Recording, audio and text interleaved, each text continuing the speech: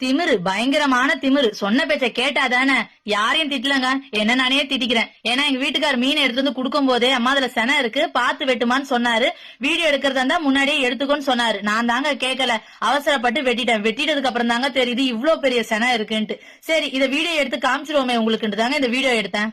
இந்த மீன் முட்டைய வறுக்கவும் செய்யலாம், குழம்ப வைக்கலாம். இன்னைக்கு நான் வறுக்க தான் போறேன். இத பாக்கும்போது உங்களுக்கு 2 மீன் முட்டை மாதிரி தெரியலாம். ஆனா ஆக்சுவலா இது ஒரு பேக் மாதிரி. இதுக்குள்ளதான் மீன் முட்டை இருக்கும். இப்ப என் விரல்ல இருக்கு பாருங்க, தூள் மாதிரி, அதாவது ரவை மாதிரி இருக்கு பாத்தீங்களா.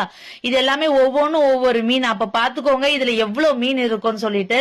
மீன் முட்டைய வறுக்கணும்னா அதை ஃபர்ஸ்ட் வேக வைக்கணும். அப்படி வேக வைக்காம செஞ்சா அது வந்து வெடிக்க ஆரம்பிச்சிரும். இப்ப நம்ம கோழி முட்டையெல்லாம் வறுக்கும் போது வெடிக்கும் பாத்தீங்களா, அந்த மாதிரிதான் இதுவும் வெடிக்க ஆரம்பிக்கும். ஆனா எனக்கு என்னமோ இது என்னோட தனி கருத்து. நான் வந்து வேக வச்சு அதுல சத்தெல்லாம் போயிடும்ன்றதால நான் எப்பவுமே வந்து ஸ்லோவா வச்சு, எந்த அளவுக்கு ஸ்லோவா வைக்க முடியுமோ அந்த அளவுக்கு ஸ்லோவா வச்சு பொறுமையா கொஞ்சம் கொஞ்சமா திருப்பி திருப்பி அதை வறுப்பேன். நீங்க மீன் முட்டையை இப்பதான் ஃபர்ஸ்ட் டைம் செய்ய போறீங்கன்னா நீங்க வேக வச்சுட்டே வறுக்கிறதுக்கு ட்ரை பண்ணுங்க. ஏன்னா அது வெடிச்சிருச்சுன்னா உங்களுக்கு பயமாயிடும். சப்போஸ் மேல பட்டுட்டாலும் ரொம்ப கஷ்டம். அதனால வேக வச்சுட்டே செய்யுங்க. அப்புறம் ஒரு 4-5 வாட்டி செய்ய செய்ய உங்களுக்கு கொஞ்சம் பயம் இல்லாம ஆனதுக்கு அப்புறமா இந்த மாதிரி வேணா ட்ரை பண்ணுங்க.